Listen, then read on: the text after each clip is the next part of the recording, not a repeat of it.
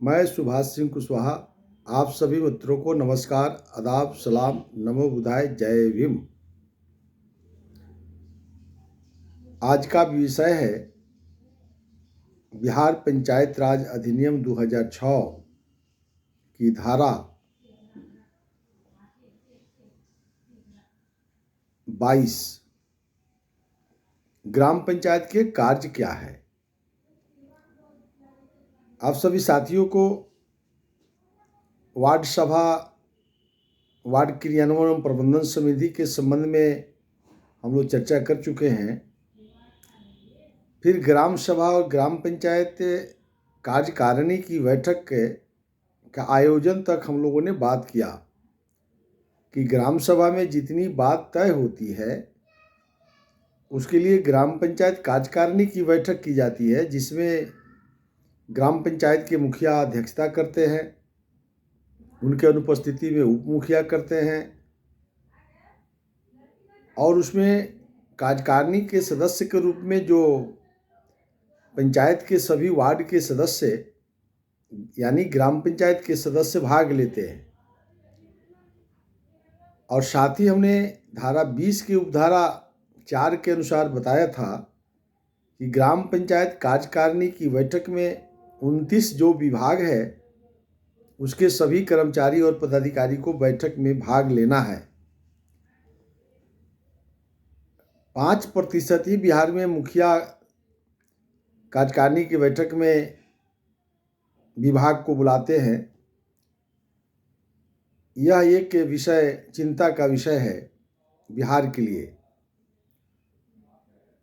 विभाग को बुलाएंगे तब जाकर के आज जो हम चर्चा करेंगे उसका बहुत महत्व बढ़ जाएगा। इसलिए आज का विषय सुनना बहुत ही आवश्यक है। आज का ही जो विषय है इस ग्राम पंचायत के मुखिया और वार्ड के सदस्य और बिहार के गांव में रहने वाले गरीब किसान मजदूरों को निश्चित रूप से जानकारी होनी चाहिए। जितना भी चुनाव में मतों के अंतर से चुनाव हार गए थे, वैसे भी प्रतिनिधियों को आज का विषय निश्चित रूप से सुनना चाहिए। यानी कार्यकारिणी की बैठक अब सामने है, दिमाग में एक संरचना बना लीजिए कि मुखिया की अध्यक्षता में कार्यकारिणी की बैठक शुरू हो गई। उसमें वार्ड के सदस्य हैं और 29 विभाग के सभी कर्मचारी और पदाधिकारी उपस्थित हैं। यानी एक तरफ जनप्रतिनिधि हैं, एक तरफ सरकारी विभाग के लोग बैठे हुए हैं और ग्राम पंचायत के मुखिया कार्यकारिणी की बैठक को शुरू करते हैं। तो इसमें हम चर्चा करते हैं सबसे पहले संसाधनों का प्रबंधन और उत्पादन संबंधी कार्य। पंचायत सरकार की जवाबदेही पर दी गई है। केंद्र की सरकार और राज्य की सरकार के माननीय मुख्यमंत्री नीतीश कुमार जी ने बहुत भरोसे के साथ जो है संसाधनों के प्रबंधन के लिए जो जवाबदेही तय किया है, वो निश्चित रूप से भारत के पहला राज्य है बिहार, जहाँ ग्राम पंचायत के मुखिया को संपूर्ण अधिकार दिया गया है, जिसमें उत्पादन संबंधी कार्य और संसाधन का प्रबंधन कहाँ से होगा उसके अंदर जो विषय आती है, जैसे कृषि विभाग, तो इसमें उत्पादन का सवाल है, कृषि उत्पादन से जुड़ा हुआ है और इसके लिए संसाधन का प्रबंधन कहाँ से होगा। तो कृषि विभाग का विस्तार के लिए किसानों की समस्याओं को निदान के लिए सरकार किसान सलाहकार का चयन किया है। तो कार्यकारिणी की बैठक में किसान सलाहकार भी बैठे हुए हैं। अब बिहार में मुखिया अगर किसान सलाहकार को कार्यकारिणी की बैठक में यदि नहीं बुलाते हो तो किसानों की समस्याओं का निदान आप नहीं कर सकते हैं। इसके लिए किसान सलाहकार को कार्यकारिणी की बैठक में बुला करके कृषि से विस्तार और उसकी उत्पादन क्षमता को बढ़ाना। तो उत्पादन क्षमता के लिए सरकार कृषि यंत्र की व्यवस्था करती है सब्सिडी पर, समय समय पर बीजों का वितरण सब्सिडी पर भी और मुफ्त में भी बीजों की वितरण, सिंचाई की व्यवस्था। हर खेत में बिजली विभाग को कहा गया है कि आप बिजली आपूर्ति करिए और वहाँ कृषि विभाग के माध्यम से 90% सब्सिडी पर मोटर का भी व्यवस्था हो रहा है। लघु सिंचाई से भी सिंचाई की व्यवस्था स्टेट ट्यूबवेल के माध्यम से किसानों को सब्सिडी दे करके बोरिंग लगाने तक का व्यवस्था सरकार ने किया है। तो कृषि उत्पादन के लिए कार्यकारिणी की बैठक में मुखिया और वार्ड सदस्य और किसान सलाहकार और बिजली विभाग के ओवरसीयर भी कार्यकारिणी की बैठक में बुलाना है, और राजस्व विभाग के कर्मचारी भी वहाँ उपस्थित होंगे। तो ये सिंचित भूमि, असिंचित भूमि, ये तमाम किस जगह पानी की व्यवस्था है, कहाँ नहीं है। फिर मनरेगा का भी जूनियर इंजीनियर वहाँ बैठा हुआ होगा। यानी अगर बाढ़ की समस्या है, बाढ़ों के समय में पानी का बहाव नहीं है, या पानी को रोकना है, कई परिस्थिति होती है ना। तो वो कार्यकारिणी की बैठक में ये चूँकि पंचायत सरकार है, तो सरकार को व्यापक पैमाने पर कृषि उत्पादन के लिए किसानों की समस्याओं को निराकरण के संबंध में सोचना है। किसानों को आर्थिक रूप से संपन्न बनाने के लिए केसीसी है, किसान क्रेडिट कार्ड का निर्णय लीजिए। जितने किसानों को केसीसी नहीं है, उन किसानों को चिन्हित करके और एक प्रस्ताव पास करके पंचायत समिति को भेजना चाहिए। वहाँ से बैंकर्स को प्रखंड के माध्यम से सभी प्रखंड के बैंक अधिकारियों को पत्र दिया जाएगा। तो केसीसी की व्यवस्था करना, सिंचाई की व्यवस्था करना, बिजली की आपूर्ति कराना, खेतों में स्टेट ट्यूबवेल के माध्यम से पानी के पहुँचाना, ये जो भी हो, तब जाकर कृषि का विस्तार हम कर सकते हैं और किसानों को समस्याओं का निराकरण कर सकते हैं। फिर उत्पादित सामान को बिक्री की व्यवस्था, पैक्स है। अब पैक्स को आप अपने कार्यकारिणी की बैठक में पैक्स अध्यक्ष को नहीं बुलाइएगा, उसके सेक्रेटरी को नहीं बुलाइएगा, तो फिर किसानों के रबी और खरीफ फसल जो तैयार होता है उसकी मार्केटिंग कहाँ होगी। आप एफपीओ भी बना सकते हैं। हर पंचायतों के अंदर ग्राम पंचायत की कार्यकारिणी सरकार है, आप एफपीओ बनाइए, सैकड़ों समूह बनाइए। आप अभी सरकार ने 300 किसानों का अगर समूह हो जाता है, 10-10 किसानों का अगर 30 समूह बना देते हैं, 30 यानी 30 में 10-10 रहेगा तो 300 किसान हो गया। अगर 1-1 हज़ार रुपया आप देते हैं तो 3 लाख रुपया होगा, सरकार भी 3 लाख दे देगी। तो ये मुखिया चाहे तो किसानों को चिन्हित करके एफपीओ बना सकते हैं और ग्राम पंचायत उसका लीड लेगी। यानी जो किसानों को बीज की आवश्यकता है, सीधा जो है जहाँ से बीज का उत्पादन होता है वहाँ से सीधे लिंक हो जाएगा, और सीधे किसानों को बीच में जो कई कमीशन लगता है, यानी फैक्ट्री के उत्पादन आप जहाँ से लेंगे उसका जो रेट होगा उस रेट में किसानों को एफपीओ के माध्यम से आप उपलब्ध करा सकते हैं। यानी किसानों के समस्याओं को हर प्रकार से निराकरण, उसके अनाजों का उत्पादन और अनाजों को उत्पादित अनाज को बिक्री की व्यवस्था, चाहे वो क्रय केंद्र जहाँ जहाँ है वहाँ ले जाकर के किसानों के उत्पादन किए गए अनाजों को बिक्री करवा देना, यानी समुचित मूल्य उसको मिल जाए और किसानों की कोई परेशानी नहीं हो, यह कह रहा है कि पंचायत सरकार को करना है। तो पंचायत सरकार की जब बैठक होगी ग्राम पंचायत मुखिया, अब आप समझ सकते, अगर करते हो तो बहुत अच्छा, अगर नहीं करते हैं तो कोई बात नहीं, आज से शुरू कर दीजिए। आप मुखिया हैं, आप कार्यकारिणी की बैठक में वार्ड सदस्य और मुखिया घंटों चिंता कीजिए। जरूरत पड़े तो एक दिन बैठ करके चिंता करना चाहिए। एक वार्ड सभा में किसानों के समस्याओं को जो ला करके ग्राम सभा में आई होगी, इसके लिए तो कार्यकारिणी की बैठक होती है। तो वार्ड सभा को मजबूत करना, यानी वार्डों के अंदर सभी किसानों को चिन्हित करना, फिर पंचायत स्तर पर किसानों का सम्मेलन कराना, उसको ट्रेनिंग कराना, उसको प्रशिक्षण दिलवाना। आपको अब कृषि उत्पादन में आपको कई चीज़ आ जाती है, तो आगे आप देखेंगे। अब सामाजिक और वनों का फॉर्म जो है, कृषि फॉर्म को विकास करना, उसका उत्पादन कैसे बढ़ाया जाए, ज़्यादा से ज़्यादा वृक्षारोपण कैसे हो, पशुओं को चरने का व्यवस्था कैसे हो, चारा की व्यवस्था कैसे हो। तो चारा के लिए जो सरकार भी समय समय पर बीज देती है, उसको बड़े बड़े किसानों को चिन्हित करके उसको उसके प्रति भी जागरूक करना। अब किसानों को क्या है, पशुपालन है, ये भी उत्पादन से जुड़ा हुआ है, दूध उत्पादन होता है, दुग्ध उद्योग, मुर्गी पालन भी है, ये भी उत्पादन है। तो यानी बेरोजगारों को चिन्हित करना और बेरोजगारों को चिन्हित करके डेयरी फार्म खुलवाना। कौन कौन डेयरी फार्म खोलेंगे, वार्ड सभा में निर्णय हुआ होगा, और वार्ड सभा के निर्णय को ग्राम सभा में लाए होंगे, और ग्राम सभा के निर्णय पर कार्यकारिणी की बैठक में आप सभी वार्डों से अगर मान लीजिए कि 5-5 किसान का नाम आ गया कि कोई डेयरी फार्म खोलना चाहता है, कोई मुर्गी फार्म खोलना चाहता है, कोई बकरी पालन करना चाहता है, कोई बत्तख पालन करना चाहता है, कोई मछली पालन भी करना चाहता है। तो मछली पालकों की संख्या कितनी है, बकरी पालकों की संख्या कितनी है, भिन्न भिन्न प्रकार के जो बेरोजगार जो उत्पादन से संबंधित रोजगार चाहते हैं उनको एक चिन्हित करना, और ग्राम पंचायत के मुखिया सचिव के सहयोग से आप एक सूची बनाइए कि पूरे पंचायत में वार्ड सदस्यों के माध्यम से कितने लोग मछली पालन करना चाहते हैं। अलग अलग सब जब सूची तैयार हो जाए उसका एक लेटर बना करके प्रखंड विकास पदाधिकारी या पंचायत समिति कार्यपालक पदाधिकारी को लिखना चाहिए, और फिर मुखिया वहाँ पंचायत समिति की बैठक होती है, उसमें आप सदस्य होते हैं, फिर पंचायत समिति की बैठक में जाकर के इन विषयों पर संघर्ष करना। वहाँ ब्लॉक स्तर के सब पदाधिकारी रहते हैं, वहाँ पर संघर्ष करना, और फिर पंचायत समिति के माध्यम से वार्षिक योजना बना करके जिला परिषद को जाएगी। तो जिला परिषद में प्रमुख सदस्य होते हैं, तो पूरे ब्लॉकों का बेरोजगारों की सूची चली गई, तो वहाँ एलडीएम बैठते हैं, तो जिला परिषद के माध्यम से जिला योजना समिति को चली जाएगी। अब उसके बाद जब पंचायत सरकार जो निर्णय लिया होगा, आपका निश्चित रूप से उसके प्रति जो है डीआरडीए काम करना शुरू कर देगा। तो डीआरडीए के अंदर जो माननीय विधायक और सांसद बैठते हैं, तो जब वो ग्राम वार्ड सभा में आप प्रस्ताव लिए और चला गया कहाँ, डीआरडीए तक पहुँच गया, जिला योजना तक पहुँच गया।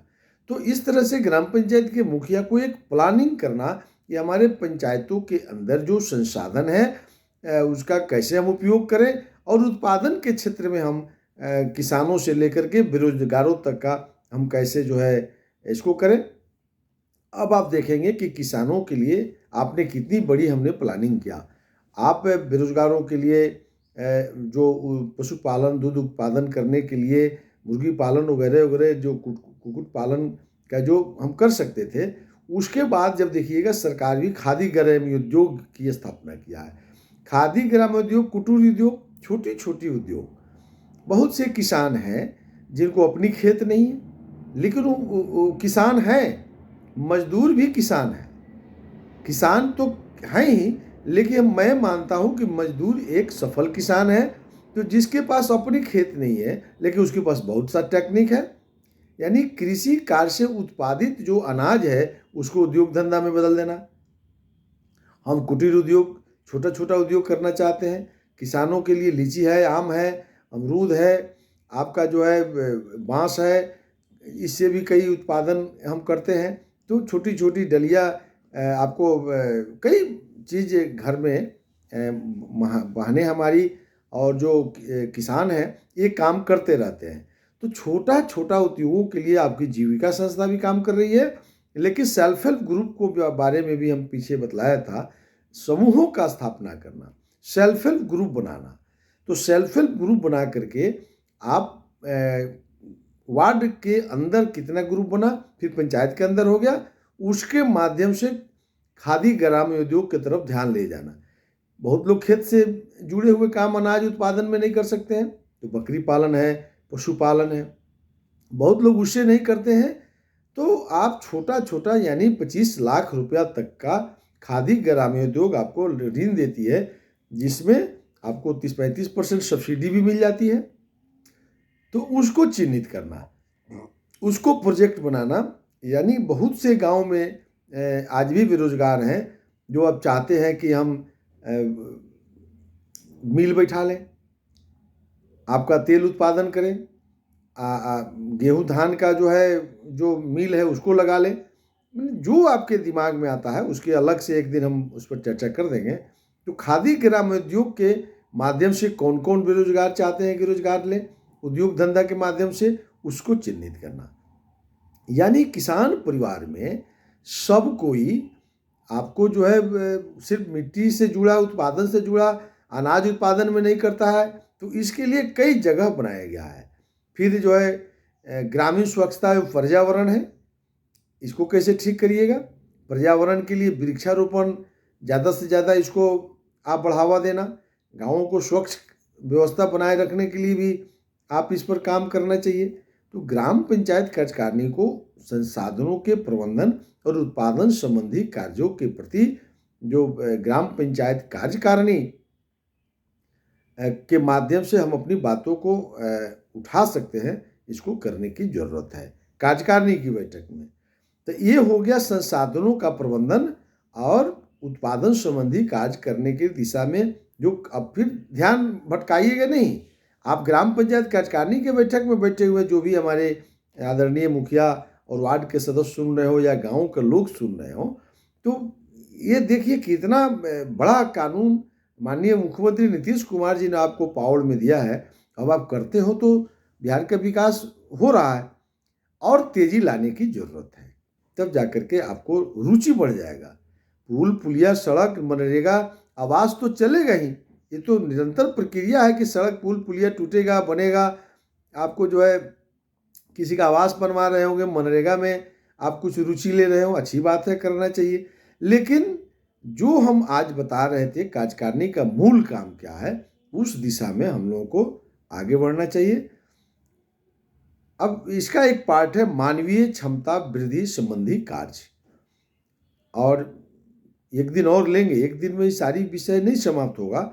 लेकिन मानवीय क्षमता वृद्धि संबंधी कार्यों में क्या है, मानवीय क्षमता क्या है, शिक्षा प्राथमिक और माध्यमिक स्तर तक का माने 8वां तक का शिक्षा देने के लिए कार्यकारिणी को अधिकार है। यानी वार्ड के सदस्य को विद्यालय का अध्यक्ष बनाया गया है।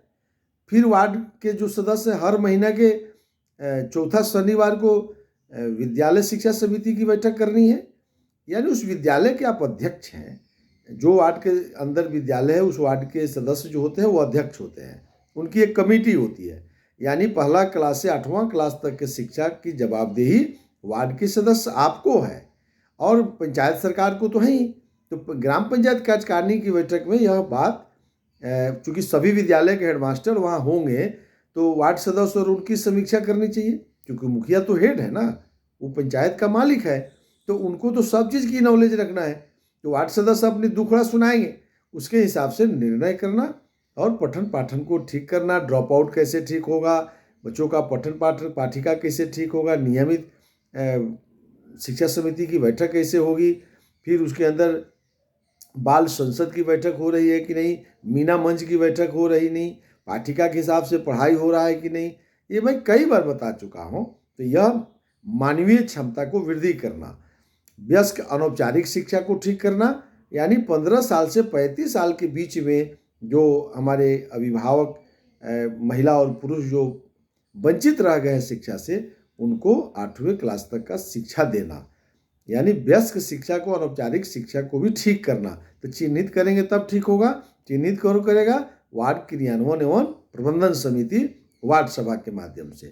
तो इस पर ग्राम पंचायत के मुखिया को कार्यकारिणी की बैठक में वार्ड सदस्यों को निर्देश देना चाहिए कि आप वार्ड सभा करिए, और वार्ड क्रियान्वयन प्रबंधन समिति की बैठक साप्ताहिक करना चाहिए। तो साप्ताहिक जब बैठक होगी तो गांव में तो पता लग जाएगा, सर्वे करा लीजिए कि कितना 15 से 35 के बीच में महिला कितना निरक्षर है और पुरुष कितना निरक्षर है, फिर उसको साक्षर करने के लिए कौन कौन सा उपाय है। तो प्लानिंग नहीं हो रहा है। तो कार्यकारिणी क्या होता है, प्लानिंग करना। हम पंचायतों को डेवलपमेंट कैसे करें, लोक स्वास्थ्य और परिवार कल्याण है। तो आपको जो है, जो पीएचडी विभाग है, हर घर में नल का जल भी लग गया है, स्वच्छ पीने की पानी की व्यवस्था ठीक हो रही है कि नहीं, फिर आंगनबाड़ी का केंद्र ठीक से चल रहा है कि नहीं, बच्चों की स्वास्थ्य की चिंता ठीक हो रही है कि नहीं। तो शारीरिक और मानसिक रूप से निःशक्त व्यक्तियों के लिए कल्याण विभाग बहुत सा करती रहती है, विकलांगों को साइकिल मिल रहा है कि नहीं, मानसिक रूप से पीड़ित बच्चों को कैसे ठीक। तो एक प्लानिंग, मानवीय क्षमता की वृद्धि के लिए एक प्लानिंग होनी चाहिए। आंगनबाड़ी को कैसे ठीक करेंगे, एक एक महिलाओं को सुरक्षा, बालकों को सुरक्षा, उसके जीवन को कैसे हम आगे पटरी पर ले जाएं, और बीपीएल को एपीएल में ले जाना। जितने भी आपके पंचायत के अंदर गरीबी रेखा से नीचे हैं, तो कौन तय करेगा, वार्ड क्रियान्वयन एवं प्रबंधन समिति वार्ड सभा में लाएंगे, और फिर उसको चिन्हित करना, और फिर उसको हमने कहा था संसाधनों के प्रबंधन उत्पादन संबंधी कार्य में है कि बेरोजगारों को रोजगार देना। यहाँ गरीबी उन्मूलन क्या है, तो गरीबी उन्मूलन में चिन्हित नहीं कीजिएगा तो बेरोजगारों को रोजगार कैसे दीजिएगा, कैसे बीपीएल से एपीएल में ले जाइएगा।